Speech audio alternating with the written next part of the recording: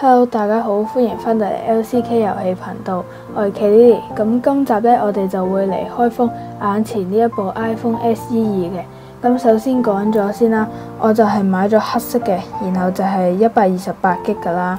咁同埋講一講個盒啦。咁因為我係買咗黑色嘅機啦，咁所以佢隔離呢啲字就係黑色噶啦，同埋嗰個 logo 都會唔同嘅。咁事不宜遲啦，我哋而家就嚟開啦。咁喺呢一個位呢，就有個膠紙可以搣開嘅，咁就成個套可以拎走噶啦。咁之後呢，我哋就可以開我哋嘅實物啦。咁講一講少少背景先啦。咁其實呢，我本身就係用開 Android 機嘅，咁呢一部就係我第一次買嘅 iPhone 啦。咁所以喺我用嘅時候，可能都要一啲時間去習慣同埋適應一下啦。咁我哋而家就開下裡面有啲咩。咁首先呢一個應該係有啲說明書喺裡面嘅，同埋呢有 Apple 嘅貼紙啦。咁我哋擺埋一邊先。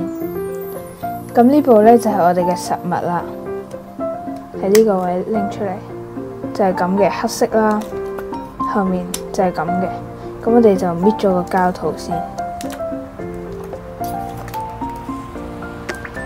咁大概就係咁嘅，拎上手呢，佢又唔會話好大，但又唔會話好細嘅，所以啱啱好拎上手呢，非常之方便啦。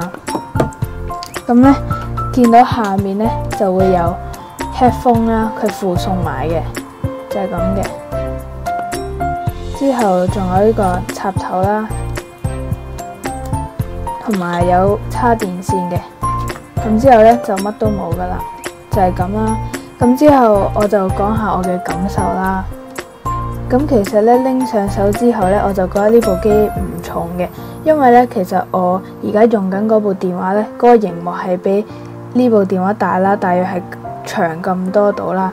咁之後呢，我一開始就會擔心會唔會嗰個 mon 好細，然後我就習慣唔到啦。但之後見到實物呢都唔會嘅，咁然後佢嘅厚度都唔算厚嘅，就係咁噶啦。咁我哋而家就開機睇下啦。咁我就係仲未 set 過任何嘅資料嘅，咁同埋我都係未用過呢一部嘅電話啦。咁同埋我就想順便分享下啦，因為我已經買咗呢一個手機殼啦，咁就係深藍色噶啦。咁我哋而家就試下整埋落去，睇下個效果會係點。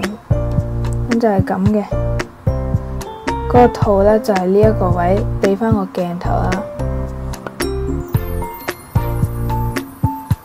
咁就拎上手呢，就冇咁易跌落地啦，因為佢呢個質感呢就冇咁跣手嘅，咁就大約係咁啦。好啦，咁而家呢，我哋就開咗呢部電話啦，咁就去咗呢一個熒幕嘅，咁我哋就撳呢個掣啦，就揀我哋嘅語言，咁我就揀繁體中文嘅。咁之後呢一啲資料呢，我就會喺拍完片之後就會自己再整噶啦。所以呢，呢條片就大約去到呢度先啦。咁如果中意，記得俾個 like 同埋 share 出去，話俾你嘅 friend 聽啦。咁有咩意見可以下面留言嘅。咁最緊要就係訂閱我哋啦。咁我哋下條片再見，拜拜。